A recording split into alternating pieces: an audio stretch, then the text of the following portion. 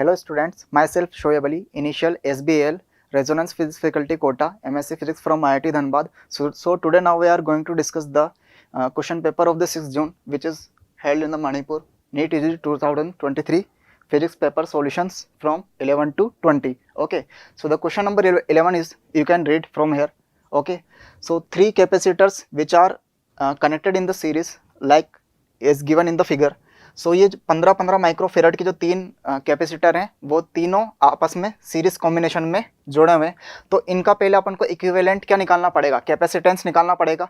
तो अगर सीरीज में जुड़े हुए हैं तो जुड़े हुए होते हैं तो उनका इक्विवेलेंट कैपेसिटेंस निकालने का फॉर्मूला क्या होता है, ये होता है 1/C1 + 1/C2। जितने पार्ट होते हैं उतने लेते हैं, अपन को इन तीनों का लेना है तो इन तीनों का इक्विवेलेंट लेना पड़ेगा। ठीक है, तो इन तीनों का निकालिए, फाइनल कॉम्बिनेशन कितना आएगा।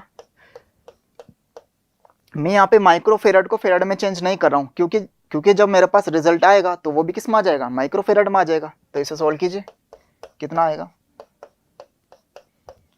तो ये आ जाएगा मेरे पास 1/C = ये 1/15 3 टाइम्स ऐड हो रहा है तो इसे क्या लिख सकते हैं 3/15। तो यहाँ से मेरे पास C' क्या आ जाएगा 15/3 यानी कि 5 किस में आएगा, माइक्रोफेरेड के अंदर ये आएगा। तो इन तीनों का इक्विवेलेंट कैपेसिटेंस कितना आया मेरे पास 5 माइक्रोफेरेड। इसका मीन क्या है कि मैं इन तीनों को हटा करके एक ऐसा कैपेसिटेंस लगा सकता हूं जिसके की कैपेसिटेंस कितनी हो 5 माइक्रोफेरेड हो। यही तो इक्विवेलेंट कैपेसिटेंस का मीनिंग होता है।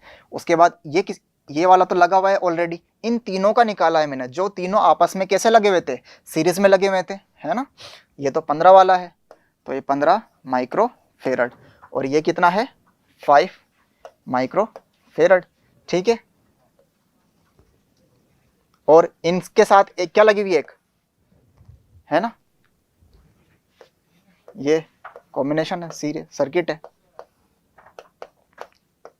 ठीक है, अब ये जो दो मेरे पास आए हैं ये दोनों आपस में कैसे कनेक्टेड हैं, पैरेलल कॉम्बिनेशन है। पैरेलल कॉम्बिनेशन में क्या होता है, डायरेक्ट ऐड हो जाते हैं। तो डायरेक्ट ऐड करके इनका इक्विवेलेंट फाइनल जो आया वो निकाल लीजिए। पैरेलल में है तो डायरेक्ट ऐड हो जाएंगे, है ना। तो फाइनल कितना आ जाएगा 20 माइक्रोफेरेड यानी कि 20 माइक्रोफेरेड यानी कि 4th is the right option. Okay, next question. मेरे पास एक एसी सोर्स कनेक्टेड है इस सर्किट से, ठीक है, और 5 की वैल्यू पूछ रहा है। तो मतलब ये 100 ओम का क्या दिया हुआ है, एक रेजिस्टेंस दिया हुआ है और एक कॉइल दिए हुए इंडक्टर जिसका इंडक्टेंस कितना है L 1/π हेनरी है और उसको एक एसी सोर्स के साथ कनेक्टेड किया हुआ है। और इस एसी सोर्स का कैसे इसको डिनोट किया जाता है, V = V0 sin ωt + 5 से इसको डिनोट किया जाता है। 5 होता है फेज डिफरेंस, ठीक है, और ये टाइम के साथ जो मल्टीप्लाई होती है क्वांटिटी इसमें, ये क्या होती है आपकी एंगुलर फ्रिक्वेंसी होती है ओमेगा, है ना। और अपन से 5 पूछ रहा है इन दोनों के कॉम्बिनेशन के अंदर। ठीक है, तो अपने पास इसका फॉर्मूला दिया जाता है tan phi = दो कॉम्बिनेशन है तो सिर्फ क्या आएगा XL/R। ठीक है, अगर यहाँ पर कैपेसिटेंस भी होता तो यहाँ पर XL के साथ या तो XC ऐड होता या फिर क्या होता सब्ट्रैक्ट होता, लेकिन C है ही नहीं तो सिर्फ ये दोनों आएंगे। ठीक है, अब XL क्या होता है अपने पास इंडक्टिव रिएक्टेंस, ओके, और XL इसका क्या होता है ओमेगा L होता है इसका, है ना, R। अब ओमेगा की वैल्यू कितनी दी हुई है, यहाँ से देखो 100 ओमेगा T यानी कि ओमेगा कितना आ गया आपके पास 100π आ गया।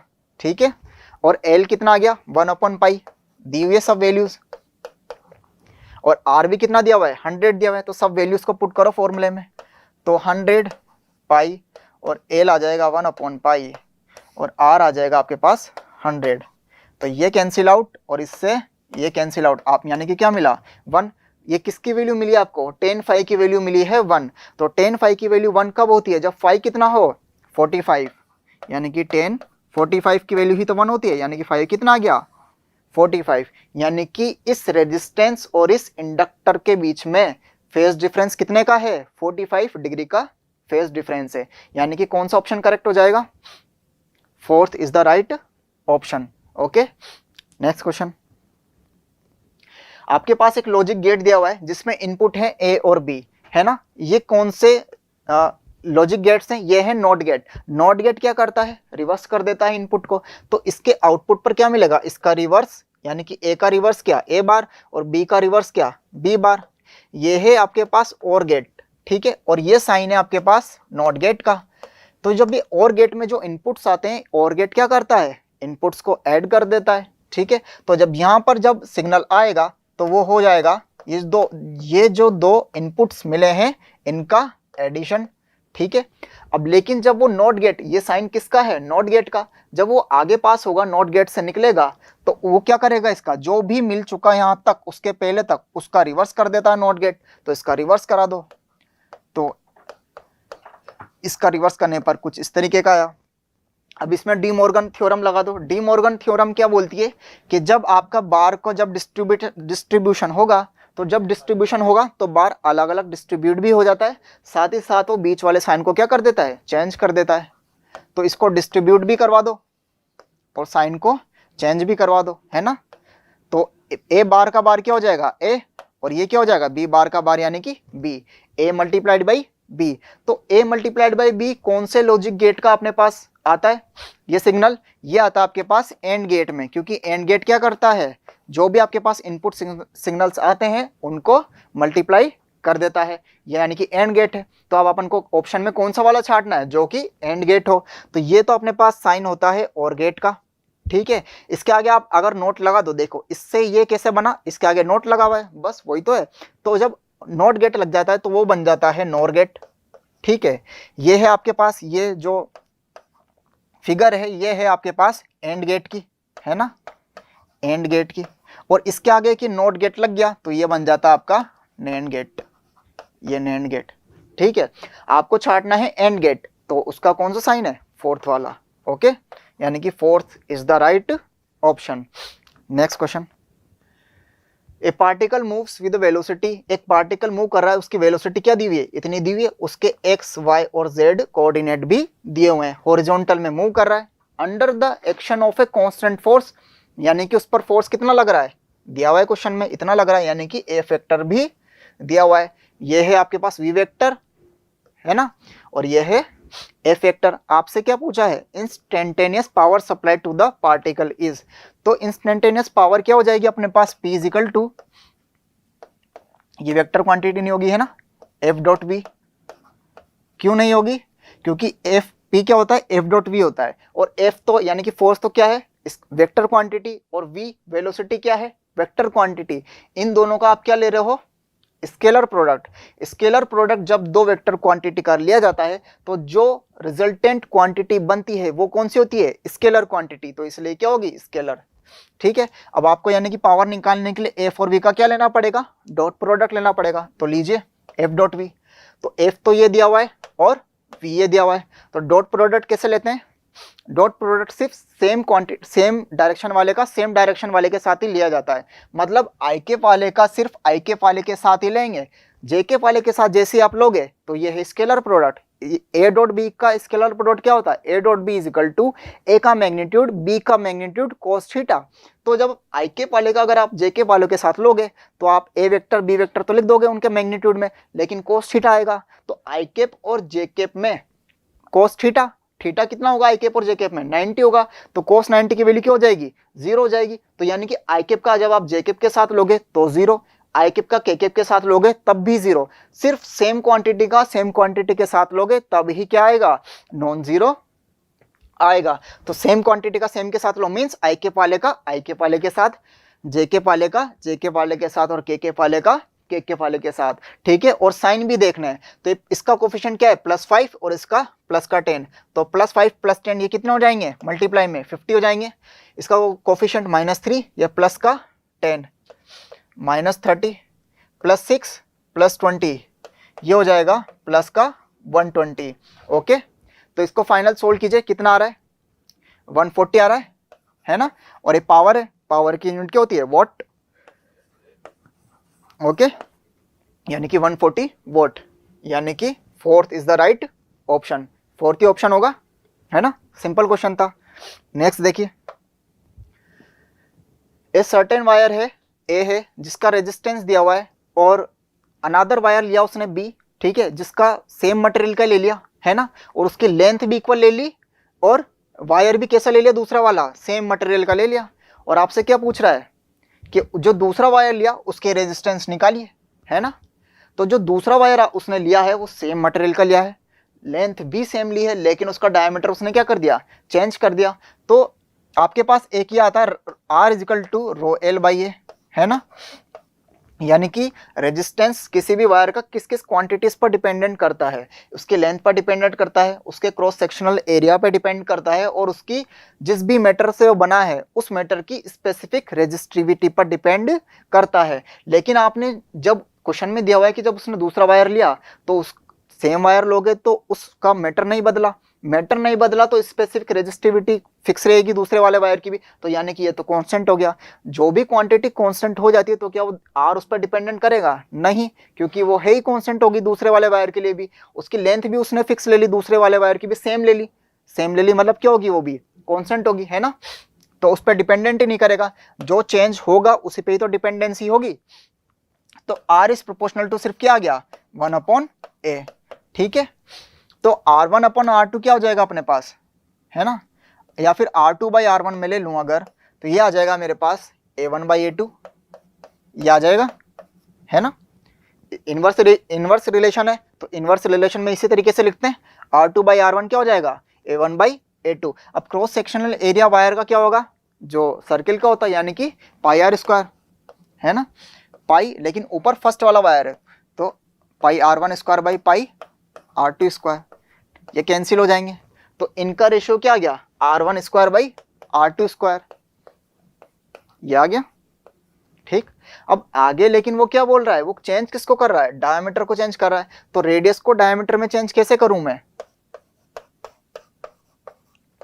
रेडियस क्या होती है डायमीटर की, आधी होती है। तो R1 को क्या लिख दूं, D1/2, है ना। R1 को लिख दिया मैंने D1/2 का स्क्वायर, और R2 को क्या लिखूंगा, D2/2 का स्क्वायर। ऐसे लिखेंगे D1/2 और D2 को D2/2। इसको आगे सोल्व करो तो क्या आएगा, D1²/4 अपॉन D2²/4, यही आएगा। इसको आगे करेंगे तो ये नीचे वाली जो क्वांटिटी है ये वाली, ये ऊपर जाएगी तो रिवर्स हो जाएगी, तो D1²/4 और ये क्या हो जाएगा 4/D², ये कैंसिल आउट होंगे तो क्या बचेगा, D1/D2 का स्क्वायर बचेगा, ठीक है। और उसने बोला क्या है, कंडीशन क्या दी है कि जो नया वाला उसने वायर लिया उसके डायमीटर को क्या कर दिया, उसने थ्राइस कर दिया है, मतलब 3 गुना कर दिया है। तो अगर पहले वाला वायर की डायमीटर D है तो जो नया वाला वायर उसने सेकंड वाला जो लिया है उसकी डायमीटर कितनी हो जाएगी, उसकी 3 गुनी, यानी कि 3D, और स्क्वायर तो चल ही रहा है ना। ये अपने किसका रेशियो चल रहा है, R1/R2 का, ठीक है। अब ये D से D कैंसिल होगा तो यहाँ पर क्या बचेगा 1/3, और 1/3 का स्क्वायर है तो यानी कि क्या आ जाएगा 1/9, 1/9। ये किसका रेशियो है, R1/R2 का। आपको क्या निकालना है, R2 चाहिए, R2 यानी कि सेकेंड वाले वायर का रेजिस्टेंस। तो R2 क्या हो जाएगा, R2 हो जाएगा आपके पास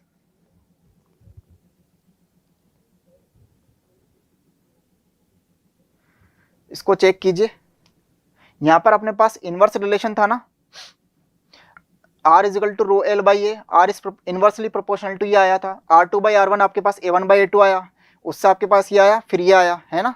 तो ये R2/R1 चल रहा है ना, R2/R1, क्योंकि R2/R1 ही तो उसके इनवर्स में है, तो R1/R2 इससे ही आया। इसको आगे आपने सोल्व किया तो अपने पास क्या मिला, 1/9 मिला। तो ये 1/9 अपने पास आएगा R2/R1, ठीक है, क्योंकि अपन पहले से R2/R1 ले रहे थे, ठीक है। R2/R1 1/9 आया। मेरे को निकालना क्या है, मेरे को निकालना है R2 यानी कि सेकंड वाले वायर का रेजिस्टेंस। तो यहाँ से क्या आ जाएगा वो R1/9, और R1 देखो क्वेश्चन में कितना दिया हुआ है 81 ओम, ठीक है। तो 81 लिखा तो कितना आ गया 9 ओम, यानी कि ऑप्शन मैच कराइए, यानी कि second is the right option. Okay, next question. Epsilon naught और म्यू नॉट है electric permittivity and magnetic permeability दी हुई है, फ्री स्पेस की होती है ना। और अपन से क्या बोल रहा है कि एक मीडियम है नया दूसरा वाला, उसके अंदर जो मीडियम की इलेक्ट्रिक परमिटिविटी है, ये क्या दी हुई है, मीडियम की इलेक्ट्रिक परमिटिविटी है ना, जो दूसरा वाला उसने मीडियम लिया है, और ये क्या दी हुई है, दूसरे वाले मीडियम की मैग्नेटिक परमिटी, ये तो मैग्नेटिक परमिएबिलिटी, और ये क्या है, electric permittivity of the medium. Okay, और अपन से पूछ क्या रहा है, रिफ्रैक्टिव इंडेक्स पूछ रहा है ऑफ द मीडियम। तो refractive index of the medium क्या होता है, n is equal to c by v, यही होता है ना। c क्या होता है, speed of light in vacuum, और v क्या होता है, speed of light in medium. तो उसकी वैल्यू रखिए, और क्या होता है इसका formula, c is equal to 1/√μ0 epsilon naught. ये तो किसके लिए होता है, वैक्यूम के लिए होता है, लेकिन जब आप किसी मीडियम की बात करोगे तो यहाँ पर एप्सिलॉन नॉट की जगह क्या आ जाएगा, मीडियम आ जाएगा, यानी कि 1/√μm एप्सिलॉन m, ये आ जाएगा, है ना। इसको आगे रिवर्स करके सोल्व करते हैं, 1/√μ0 एप्सिलॉन नॉट, ये ऊपर जाएगा तो रिवर्स हो जाएगा, μm एप्सिलॉन m बाई 1। अब μm और एप्सिलॉन m की वैल्यू कहाँ क्वेश्चन में दी हुई, देखिए ये तो है एप्सिलॉन m की वैल्यू और ये है μm की वैल्यू। इसको यहाँ पर जहाँ अपन सोल्व करके जहाँ तक ला चुके उसमें पुट कीजिए, ठीक है। तो μm तो हो जाएगा 1.5 μ0, और ये क्या हो जाएगा, एप्सिलॉन m 2 एप्सिलॉन नॉट, ठीक है। नीचे अंदर क्या चल रहा है, √μ0 एप्सिलॉन नॉट, ठीक है। इसे आगे सोल्व कीजिए, ये n चल रहा है यानी कि रिफ्रैक्टिव इंडेक्स चल रहा है, तो क्या हो जाएगा, √3 है ना, और ये कैंसिल हो जाएगा √μ0 एप्सिलॉन नॉट से, तो सिर्फ क्या मिला, √3 मिला, यानी कि नए वाले जो मीडियम है उसका रिफ्रैक्टिव इंडेक्स कितना होगा, √3, यानी कि second is the right option. Okay, next question, amount of elastic potential energy per unit volume of A steel wire of length, है ना। इलास्टिक पोटेंशियल एनर्जी पूछी है पर यूनिट वॉल्यूम की, स्टील वायर की, जिसकी लेंथ कितनी दी हुई है, 100 सेंटीमीटर, और उसको कितना स्ट्रेच किया जाता है, 1 mm उसको स्ट्रेच किया जाता है, और यंग मॉडुलस ऑफ कोफिशिएंट की वैल्यू भी दी हुई है ना। और अपन से इलास्टिक पोटेंशियल एनर्जी यानी कि इलास्टिक पोटेंशियल एनर्जी पूछी है पर यूनिट वॉल्यूम की, तो ये क्या होती है, half stress multiplied by strain, यही होता है ना।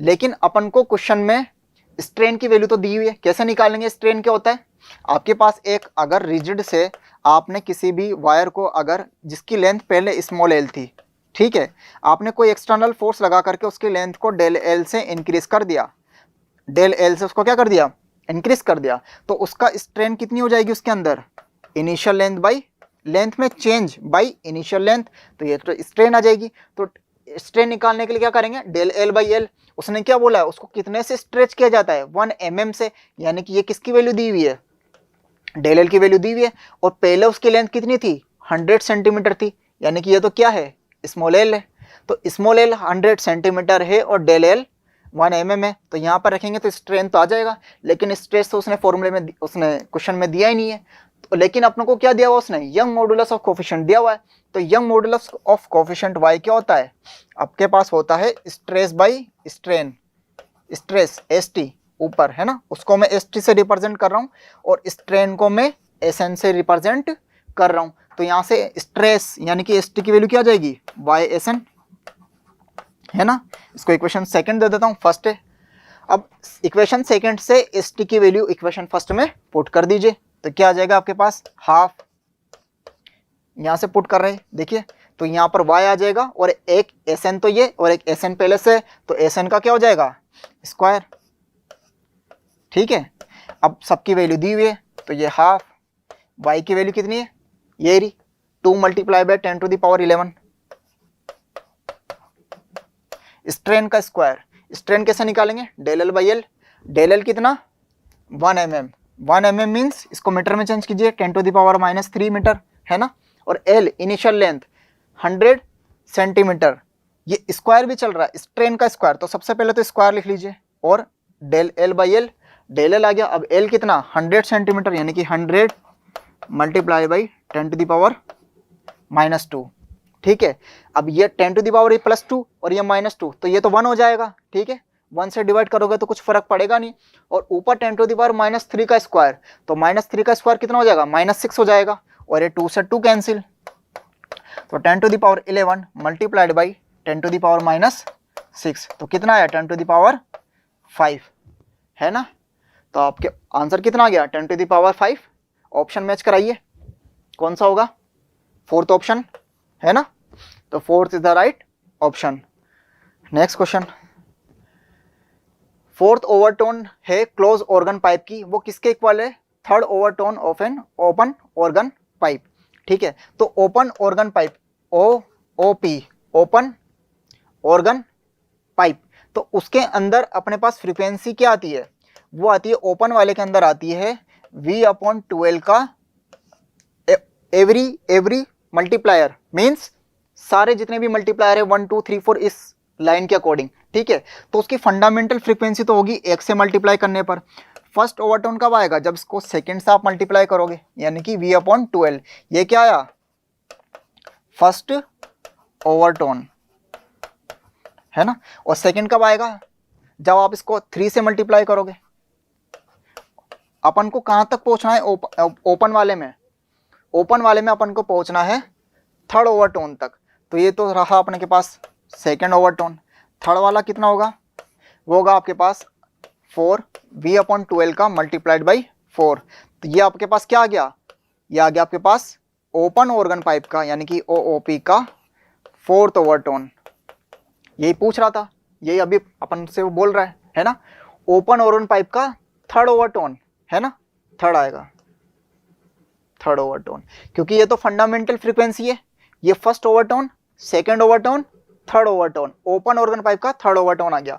अब ये किसके बराबर है, रेशो पूछ रहा है, तो एक तो इसका और एक कौन सी वाली चीज का, 4th overtone of a closed organ pipe. तो क्लोज ऑर्गन पाइप यानी कि क्लोज ऑर्गन पाइप, इसके अंदर क्या होता है, इसकी फ्रीक्वेंसी कैसे दी जाती है, V/4L का odd multiplier what it means 1 3 5 7 and so on।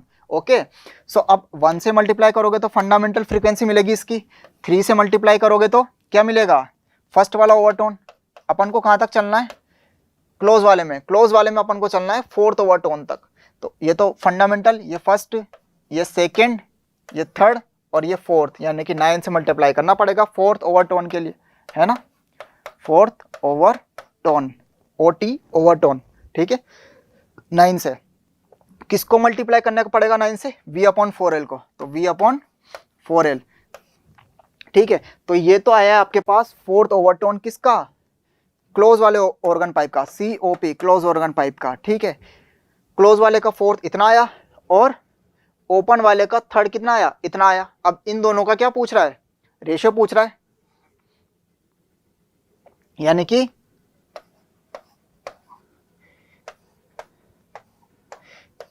Close वाले की कौन सी फ्रीक्वेंसी, क्लोज वाले की 4th वाला ओवरटोन, ये क्लोज वाले का 4th ओवरटोन, और ओपन वाले का कौन सा वाला, 3rd वाला ओवरटोन। ठीक है, इन दोनों का रेशियो आपसे पूछ रहा है, तो बस पुट कर दीजिए, तो कितना आएगा, क्लोज वाले का 4th 9V/4L।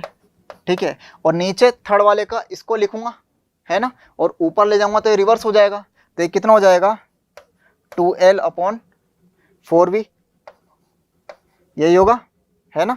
तो 9 से L से L कैंसिल, V से V कैंसिल, तो ये रेशियो कितना आ जाएगा 18/16। इसको आगे 2 से मैं कैंसिल करूंगा तो कितना आएगा 9/8। ऑप्शन मैच कराइए, 9/8, यानी कि 3rd is the right option. Okay, next question, एक लॉन्ग स्ट्रेट वायर है जिसकी लेंथ दी हुई है ना 2 मीटर, उसका मास दिया हुआ है, वो सस्पेंडेड है horizontally in a uniform horizontal magnetic field. एक हॉरिजॉन्टल मैग्नेटिक फील्ड में उसको क्या कर रखा है, सस्पेंडेड कर रखा है, हॉरिजॉन्टल मैग्नेटिक फील्ड। ठीक है, और वो कैसी है, सस्पेंडेड है हॉरिजॉन्टली,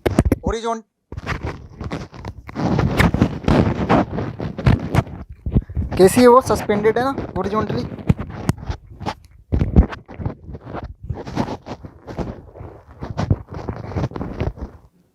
हॉरिजॉन्टली सस्पेंडेड है, तो वो हॉरिजॉन्टली रूप से सस्पेंडेड कब रह सकती है, जब उस पर जितना mg फोर्स, तो क्या लगेगा उस पर, नीचे लगेगा ग्रेविटेशनल फोर्स, और ऊपर कितना फोर्स लगेगा उस पर, किसी भी करंट कैरिंग वायर को जब मैग्नेटिक फील्ड में रखा जाता है तो उस पर एक मैग्नेटिक फोर्स लगता है ILB, है ना।